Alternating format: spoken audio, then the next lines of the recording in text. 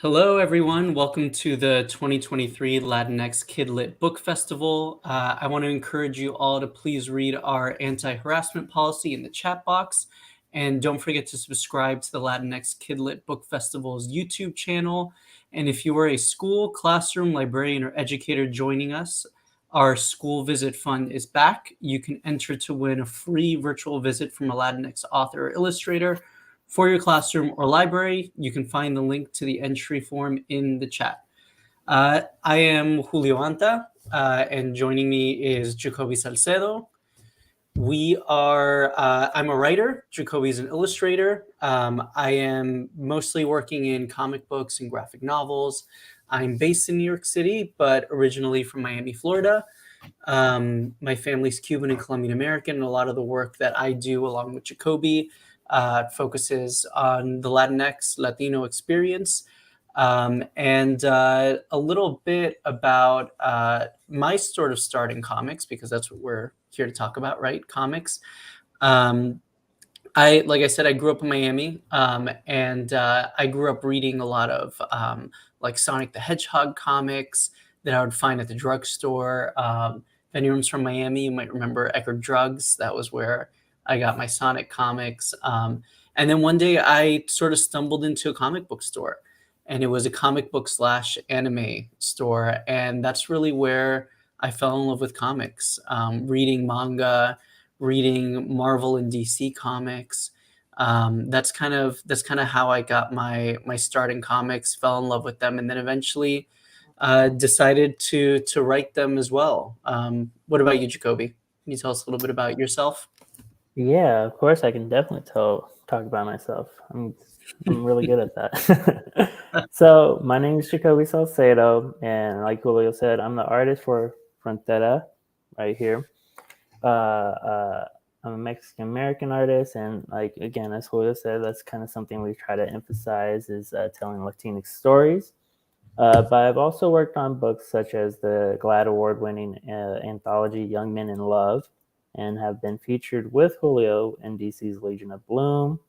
As well, I'm also the co-creator of the Dark Horse miniseries, It's Only Teenage Wasteland. So kind of how I got started into this. So I've been drawing basically my whole life, but didn't start taking it seriously until like way back in 5th grade when I saw like a profile view of my dad, and like he has like this perfectly beaky, curvy nose, and I just said to myself like, I need to draw that. So from that moment on, like I drew all my family members, drew myself, and just started practicing working on my drawing skills. And it wasn't until later on that I discovered comics, and this is, I've then read multiple types of story, like all sorts of books, and it was just reading comics that made the connection within myself to like, I can tell stories with art, and I just knew like in that moment that I wanted to make that my career. So that's kind of how we got to here now. Yeah. So obviously, making comics is possible as a career, and we're here to talk about how to make a graphic novel in 4 easy steps. So to do that, we're going to talk first about one of our books. It is a book called Frontera. Frontera is a supernatural borderland adventure about a teenage migrant on a journey back home to the United States, and the ghost who helps him along the way. So Frontera is a book that, as you can imagine, is inspired by true events, right? By the migration story that a lot of Latinx and Latino kids have. But it's told through the lens of magical realism, which is a genre that I love. I told you earlier that my family is Colombian American, and there's a huge legacy of magical realism in Colombian literature. So that's definitely something I wanted to bring to this book. But with a lot of stories, a lot of my work comes from a place of anger and frustration. And like a lot of you, probably, I was seeing what was happening at the border. And it kind of inspired me to try to tell this story about this undocumented teenager trying to make his way back home to the US. My father came to the US when he was 5 years old from Cuba. My grandparents from Colombia were undocumented, so there's a lot of inspiration from those stories going into this story of Frontera. But primarily, we also used a lot of Jacoby's history and his family's history in particular to tell this story of crossing the border. Um, so this is the text that we'll be using throughout the book or throughout the presentation when we talk about how to write a graphic novel, how to draw one, and how to get your ideas. So just keep all of that in mind as we go through. This is a story that was inspired by real life. We added supernatural elements to it, and we created something that was hopefully totally new. And we also, throughout the story, embedded a lot of real life instances. So I want to encourage everyone who is watching this to have a pen, a pencil, paper handy, so that you can participate in what we're going to be working on today. So again, our sort of essential question is, how do you create a graphic novel in 4 easy steps? And how we're going to do that is through these steps, which are first the idea, right? The script, the sequential art, and the colors. So let's start on the first one, and that's the idea, which is, as you can imagine, probably a little self-explanatory, but how I like to define an idea is just that it's that every story begins with the spark of something that requires development, right? Because a book is not just what if a teenager was crossing the border and along the way met a ghost. That's an idea. That's not an entire book, right? So we're going to start with idea, and then we're going to go to script. And a script is what you do once you've fully developed your idea. It's time to script it into detailed descriptions so that you or another person can draw it and turn it into a graphic novel. And that includes all of the word balloons and the dialogue and any narration or anything like that. And then sequential art is a comic book page, essentially. It is art on a page that sequentially, one panel at a time, tells a story. So then the last part, and this is optional, right? There's plenty of graphic novels that are in black and white, but the last part that we'll talk about is colors, and the fact that colors do more than just tell you, what color is a wall, what color is a couch. They're also used to express emotions as well, and we'll show examples of using colors to express emotions.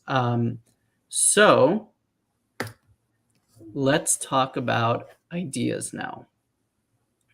So, like I said, Frontera is a book that started in a place of frustration. And the first initial idea I had for Frontera was not what the book ended up becoming. The idea that I had was of the ghost character, Guillermo, in our book. And the idea was that this is a ghost that died in the Sonoran Desert half a century ago, so 50 years ago. And through that time, he has seen the border change as he's been stuck there as a ghost. So this is a person that tried to cross on his own, unfortunately passed away, and since then has seen how walls have been built along the border, how technology has been integrated into the border, like drones and all sorts of other technology that the Border Patrol uses, motion sensor cameras, that kind of thing. And along the way, he's decided to take action and help people who are crossing so that they don't meet the same fate that he did. So that was the original idea that I had for Frontera. If you have read Frontera, or just by hearing our brief description of it, you might notice that Mateo, the character who is our point of view character, the character who we see the world through, was not existent in my original idea. So sometimes you have an idea and you got to develop it. You got to think about it a lot.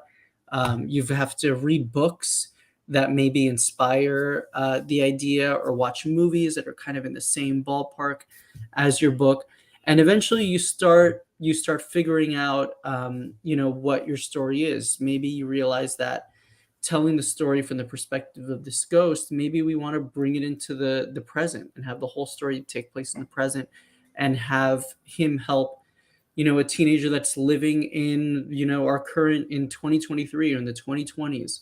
Um, so one thing to keep in mind is that an idea is just a small kernel, but you do need a beginning, a middle, and an end to your ideas. So the idea that I had about this ghost couldn't just be a ghost that wanders the desert and helps people for 50 years. We need to figure out what is the beginning, what starts the story, what happens in the middle, and what happens at the end. So in our book Frontera, the beginning is about this character Mateo going on his journey, leaving his home in Mexico to go to the border, the Frontera, and cross. So that's pretty much the beginning section of our book. It's getting to know this character, getting to know what he wants, what he needs, what are his desires. And in this case, we learned that he's a regular high school kid who wants to make it back home to his previous home in Arizona before he was deported.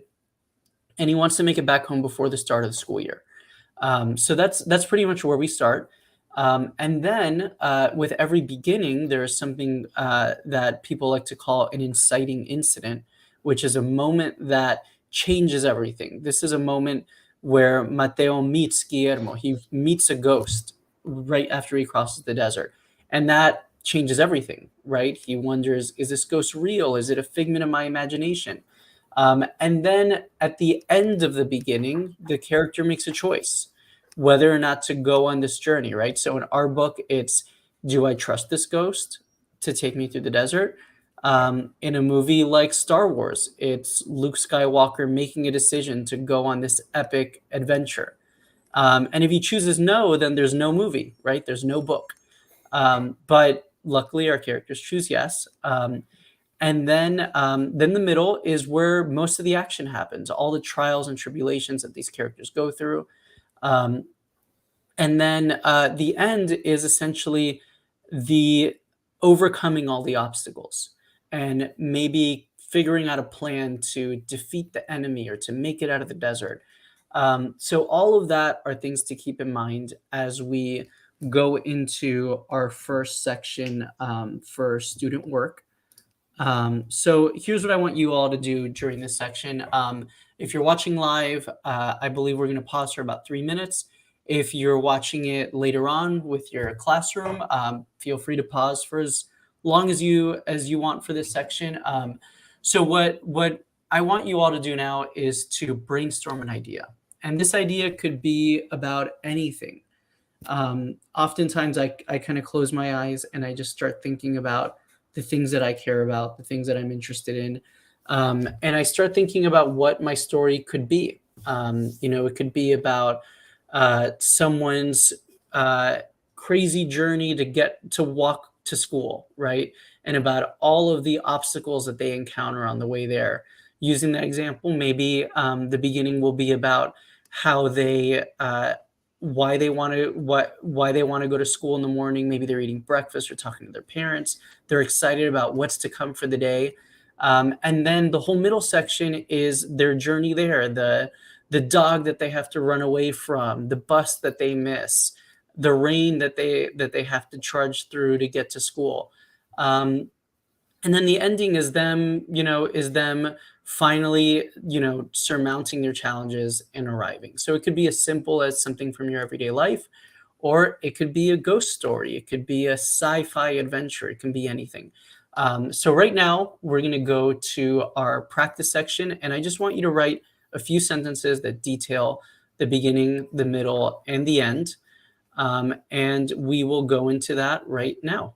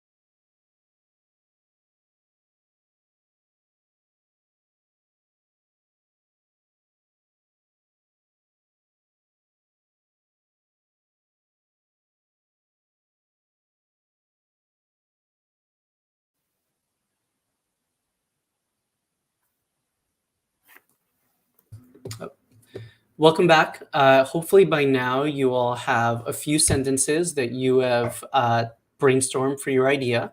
And now we're going to talk about the script. So, the script is essentially once the idea is fully developed, everything that goes into writing a graphic novel. So, my process personally is I will brainstorm an idea and I will also outline the entire story so that I know what I'm going to do to write. I'm what a lot of people call a planner, which is I like to go into my stories knowing exactly what I'm going to write.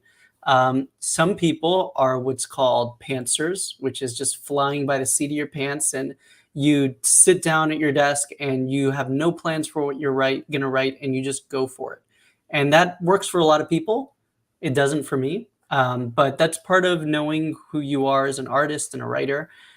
So I'm going to show you a little example of what a script looks like from our book, Frontera. So this is from page 2 in our book. And as you can see here, it says panel 1, and it has a description.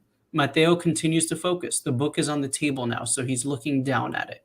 So this is a description that I wrote so that Jacoby would know what to draw. You might be the artist on your book, and it's just so that you know what to draw, right? Plenty of people who are cartoonists who write and draw their books still start with a script so that they know where they're going. Panel 2, I write a close up on Mateo focusing on his focus breaking.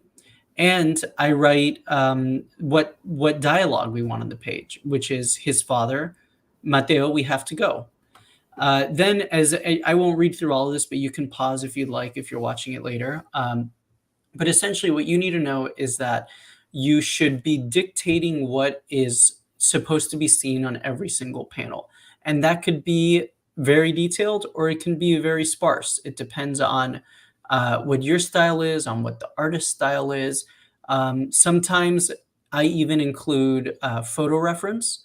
So this book takes place mostly in the Sonoran Desert. So in the script, I included links to photos for Jacoby of what the Sonoran Desert should look like because the Sonoran Desert is not the Sahara Desert, right? These are very different places. So sometimes you can do that as well. So now what I want you all to do is for our next student practice section, I want you to look at this template that I've put here, which is essentially what we spoke about, which is every panel has an art description. It may have dialogue as well, and you can format it by writing the character name and the dialogue below. And the reason you want to do that is just in case there's multiple people talking on one panel. You want to be able to differentiate who the word balloons should go to. So using this template, we're now going to break again for about 3 minutes. And we're going to have you now write the first page of your script. Now, this first page could be your entire story. It could be just 4 panels that tell an entire story, which is what we see sometimes in like newspaper comic strips, right? If you want some really good inspiration for this, I would say go on Google and search Peanuts news strips. They show really well how to tell a story in just 3 panels, right?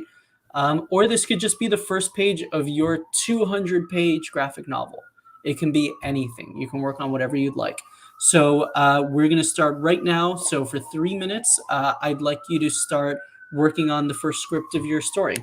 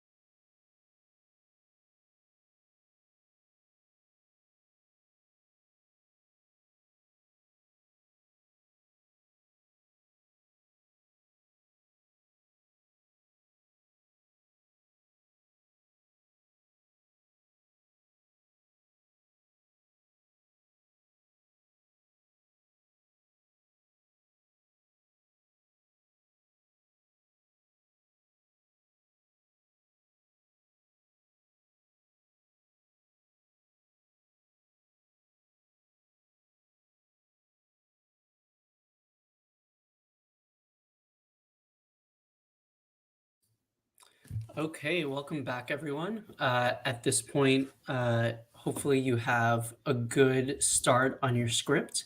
And now what we're going to do is we're going to transition to Jacoby, who is going to talk to you about sequential art.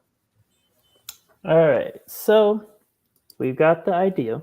We've now molded it into a script, and now we're on to the third part, which is my part, sequential art, which is basically just like the black and white line art that you would see on a comic page. With this part, it's kind of like how if you're reading just a regular book and you're reading the words, and as you're imagining the world within. Being a comic artist, you do all that with the script, but then you take an extra step and turn it into a drawing. And so we're going to continue to use page 2 of Frontera, for example. Just to reiterate the script, we're going to see how much I've stuck to it and how I took my own creative liberties with it. So we have panel 1, Mateo's focusing with the book on his table. Panel 2, he's surprised by his dad's dialogue. Panel 3, we introduce his parents, and also the script describes the panel as a large panel. And then panel 4 is where I have some of my creative liberties come in. And so if we look at the script, it says that Mateo's embarrassed and he apologizes for losing track of time. And whereas when I looked at that, I thought to kind of I wanted to showcase Mateo and his mom's relationship. So I have her come in and give Mateo a kiss on the cheek, and he has that embarrassed, seriously, mom look on his face. And I think this is doing stuff like that is kind of one of the fun parts about collaborating on a comic, is because most writers, they give me the freedom, and the idea is that with these creative choices, it will enhance the script and add an extra bit of personality to the character. So now, how do I go about starting a comic page, though? Well, with all my comic pages, I start off with thumbnails. And thumbnails are basically little sketches of how I'm going to lay out a comic page. So I decide within thumbnails, I decide the size of the panels and where I'm going to put them. And I also have to, while doing thumbnails, I also have to make sure that there's enough room at the top of the panels to make sure that there's enough room for word balloons. And then I make little stick figure drawings, basically, which showcase what the characters are doing within each panel. But when I'm doing these thumbnails, I do have to keep in mind, I have to consider these important things. The first one being setting. So let's see. It's just setting is super important. It shows to the reader where your characters are at, so that they know what is around the character. So with the example from Frontera, we show, hopefully that's clear, is that Mateo is in the kitchen. So how do we show that? Well, we have in the background, we see a kitchen/stove. We see the knives. We see a utensil holder, and also in panel 4, we see a kitchen sink. And the idea with that is that just using these familiar objects, we should be able to tell the reader exactly where Mateo is without the need for words. And with setting, you just have to remember to give enough detail without using words so that readers know exactly where it is. So for example, a classroom, you're going to want to probably draw a whiteboard or a blackboard, a desk, a teacher's desk. If you're at a zoo, you're going to be drawing a lot of animals. And just these little details alone should give enough information to the reader so they know exactly where the character is. The next thing to consider is readability. So you can have all sorts of cool, trippy, messy styles of art, but the most important thing to remember is making sure that it is clear to the reader that what the character is doing and how they feel. So again, using panel 1, for example, it should be clear that Mateo is studying or at the very least writing something down. So with him holding the pencil and having the book right in front of him, it should be clear to the reader that he is doing just that. Then panel 2 is how we showcase emotion. Since Mateo's broken out of his focus / shocked, we're going to make sure his face expression conveys that. Say if Mateo was being surprised, we wouldn't show him with an angry expression because that wouldn't convey that he's being surprised, and it would just look weird as well. So with that, we have his eyes open, his brows lifted, and like his mouth slightly agape. And just when you're focusing on readability for a page, a little tip to help with that is if you're able to see what the characters are doing and how they are feeling and get a gist of what's happening on the page without any dialogue, then you're doing good. And then this leads to the last part, which is excitement. And what I mean by that is that you should try to make your pages exciting to look at. Just like a hook sentence, you don't want to lose your readers because a page is boring. You want to keep them entertained. And if you look at the panel sizes in the example page, you see that the layout, they're not all set in the same row. They're not just do, you know. They differ in sizes. They have they're kind of set to the side. They're not symmetrical. And they're read in like a kind of Z format. So this decision to have them set up is made way back in the thumbnails. Now for the script translation, to showcase what a boring setup could be for if we stuck exactly to the script and added no changes to the pages and made it just that symmetrical, we'd have panel 1 where Mateo's just probably sitting at a table. Panel 2, just a close-up of his face just being surprised. And panel 3, just his parents at the doorway. And then panel 1, just him being embarrassed. Now, does that convey what the script said? Yeah, but there's nothing really there to keep the reader entertained. So having these different and kind of exciting ways of reading the page, it brings the reader in. And so with panel 1, I decided to use a zoom in to showcase how focused in Mateo is in his studies. And then with panel 2, we dropped the background because what I wanted to be the sole focus of the panel is Mateo's expression and him being surprised. And then with panel 3, we have his parents literally breaking the panel borders and literally walking onto the page. And these are just like small ways of how to make a page exciting. There are thousands and millions of ways, I'm sure, but an important thing to consider is how you lay out your panels and like messing with different camera angles. And also within the script, you have to consider what is most important to a story. So that's how we decide what gets bigger panels and or what's important to the page. That's how you get bigger panels and like smaller panels as well.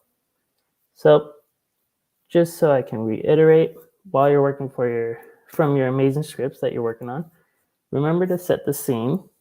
So add the details that showcase exactly where it is. So like a bedroom, you're going to put a bed, pillow, maybe a closet or a drawer. Make sure the readability, such as actions and emotions, are clear. If you have an angry character, don't draw them with a sad face. That wouldn't make sense. And if you're try to make your pages as exciting as you can. So I know that we do provide a comic page template, and it does not give you much room to mess with the panel sizes and layout, but that doesn't mean that the drawings within them can't be exciting. So just a reminder, teachers, that you can pause the video if you're watching this later on, so the students have more time to work on their pages, but we'll be having 3 to 5 minute break.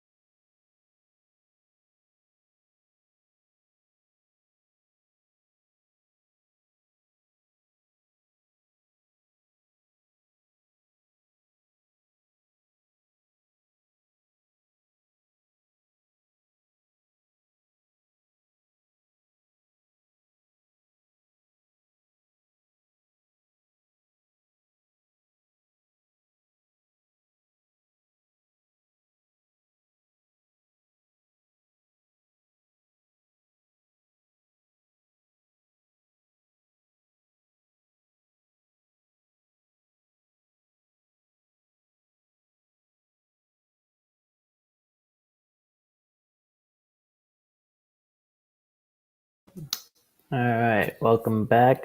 So now we got your idea. We made it into a script. We translated that script and made it into some sequential art. And now we are on to the last part, which is colors. So now colors are more than just a descriptor of what a color a shirt can be or what color a car is. They can be used to inform readers about setting and also like how a character or what motion or mood a character is in. So with using the example from Frontera that we have been using, if we look at this page, if we look at the window specifically in panel 1 and panel 2 or panel 4, we see that the window is glowing white. And the idea with that is just using that little bit of color, we inform the reader that it is daylight outside. Now, if we were to change that color to just a black or a dark blue, a reader would know then that it's nighttime. So just this little tiny detail that draws no attention but is just there already informs the reader the setting of day that the page is taking place in. But then we go on to panel 2 is where we showcase color using to showcase emotion. So in the background of Mateo, I use an orange, and orange has a undertone of like urgency, and also the color itself pops, just like how Mateo is being surprised, he's popping out of his focus. If we were to use like a blue color, it just would not have the same effect.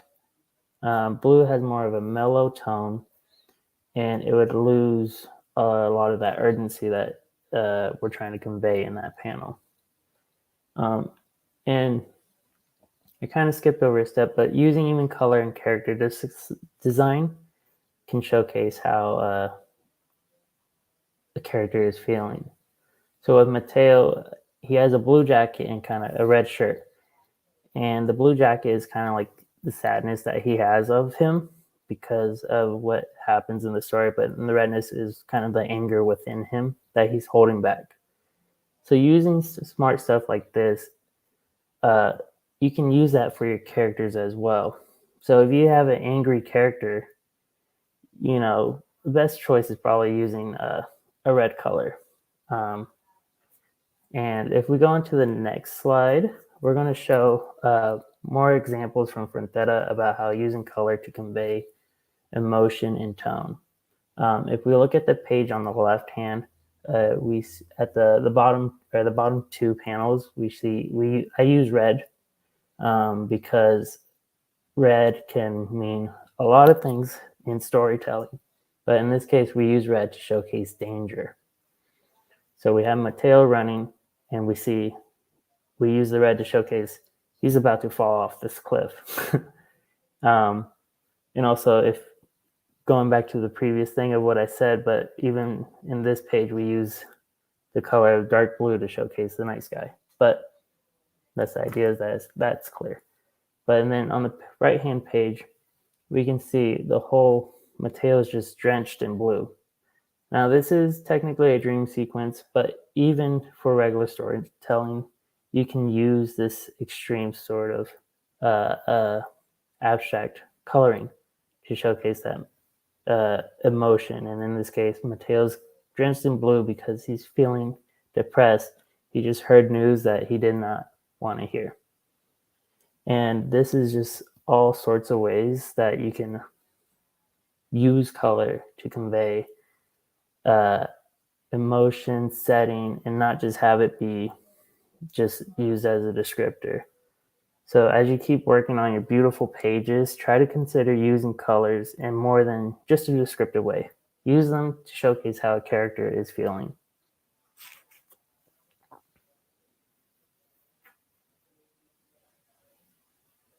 Oh yeah, and teachers, you can pause.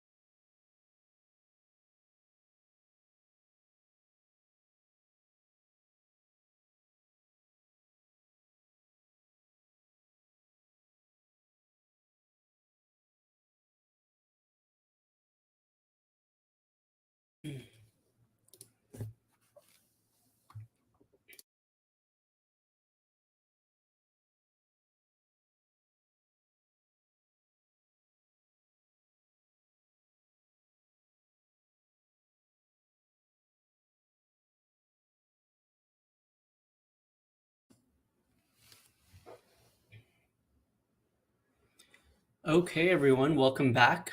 Before we continue, I just want to say that we will be taking questions at the end of our presentation.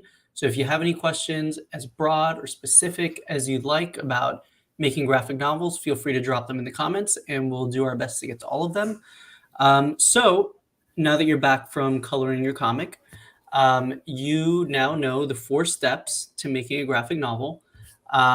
But before we go, I want to talk a little bit about the importance of telling stories, right? We all have stories in our lives, whether they are stories that you think could be turned into a big Hollywood movie one day, or maybe more intimate stories about your personal and inside life, your interior life.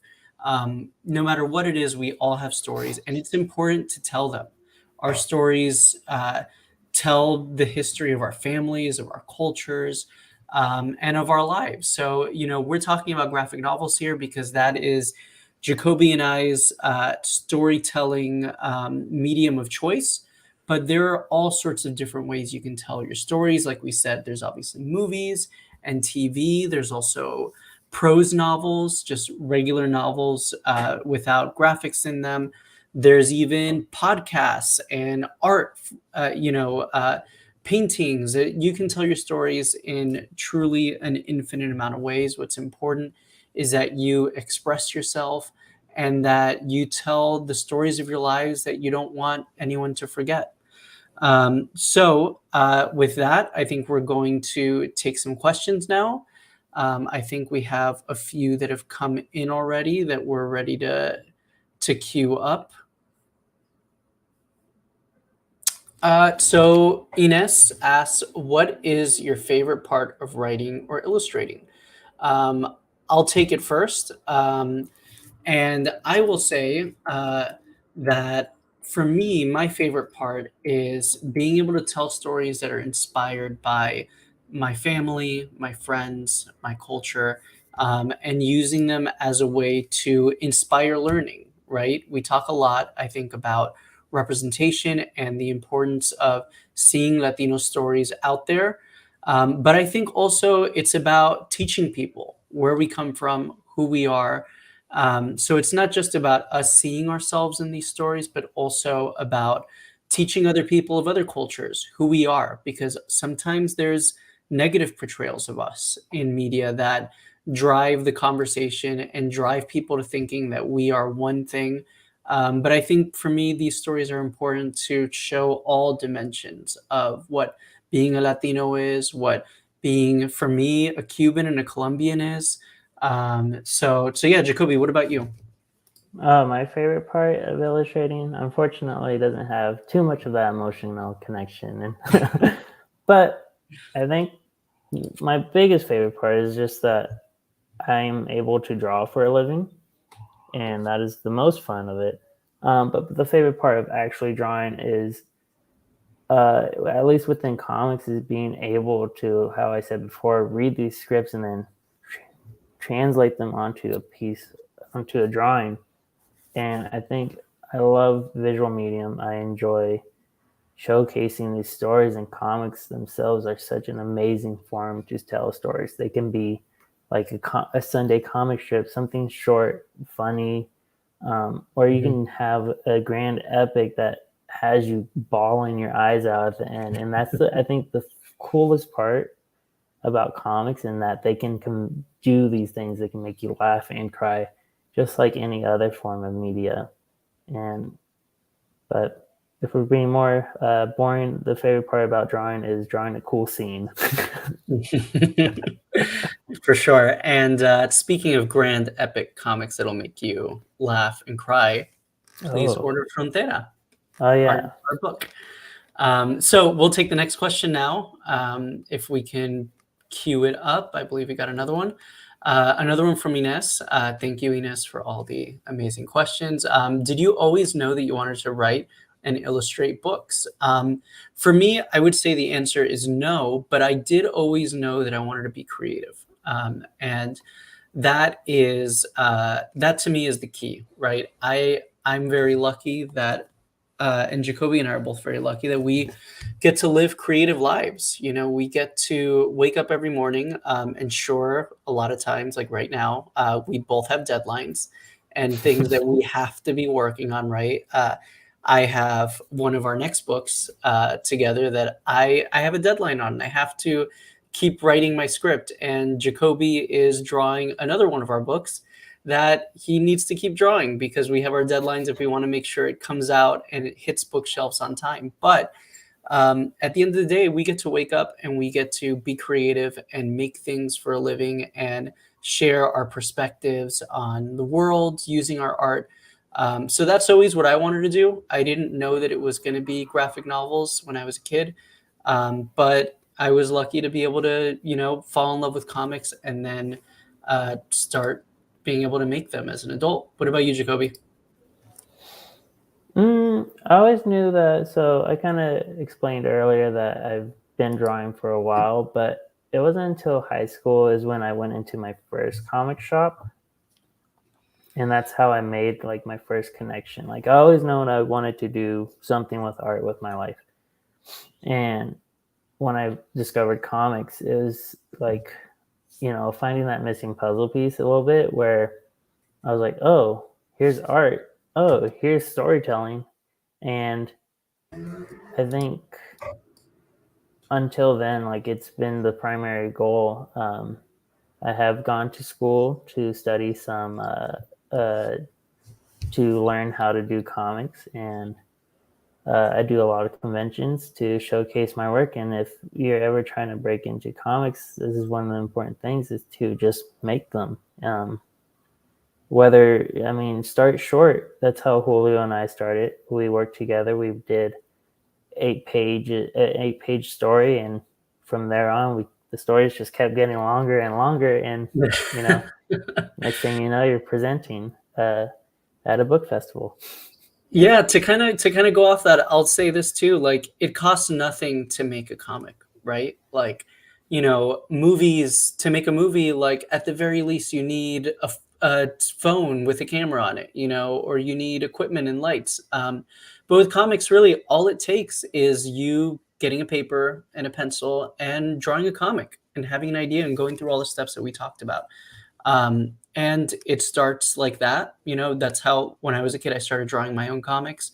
Jacoby did as well. And then eventually, you know, you start refining it, and that's how we started working together after we sort of refined our crafts, and then you know, and now we're here. So I think we got some more questions if we want to queue those up.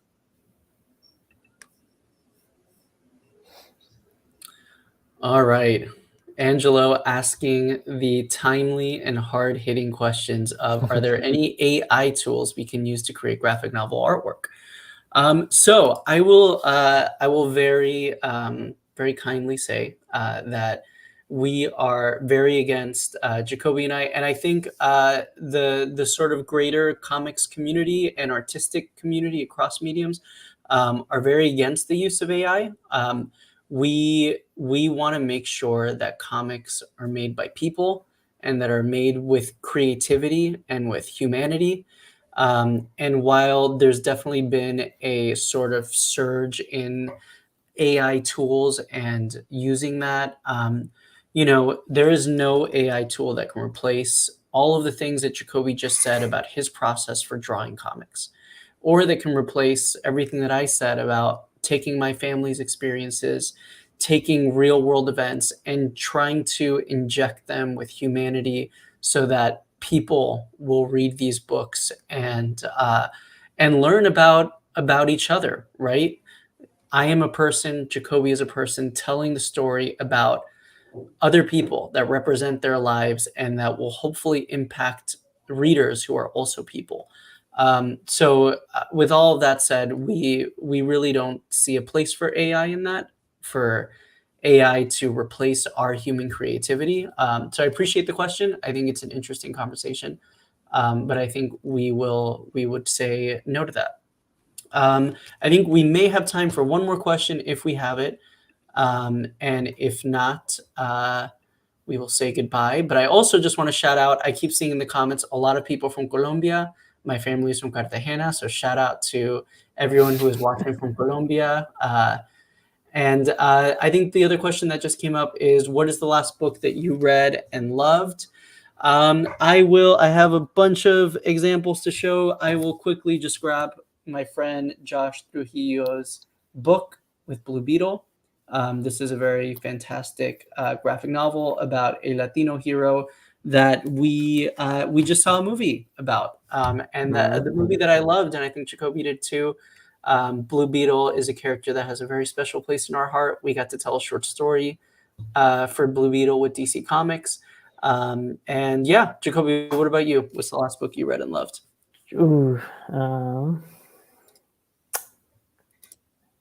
oh man, I'm always working. So let's see. But I really love the character Daredevil.